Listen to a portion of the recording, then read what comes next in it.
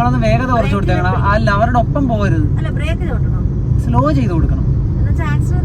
ഒന്ന് കാലെടുത്ത് കൊടുത്ത് അവർ എളുപ്പം പാസ് ചെയ്ത് പോയിക്കോളും നമ്മളെ. ചില സാഹചര്യത്തിൽ ബ്രേക്ക് ഔട്ടേണ്ടി വരും.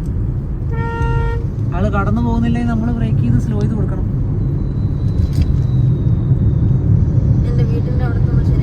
മക്കളെ മോളെ എത്ര നാളും പറഞ്ഞ ഇവിടെ ഒന്നും ഓടിക്കാല്ലെന്നാ. ഇപ്പൊ ഇവിടെയൊക്കെ കുഴപ്പമില്ലെന്നായി. വീട്ടിൽ കേറാൻ ഇപ്പൊ ബുദ്ധിമുട്ടില്ലല്ലോ.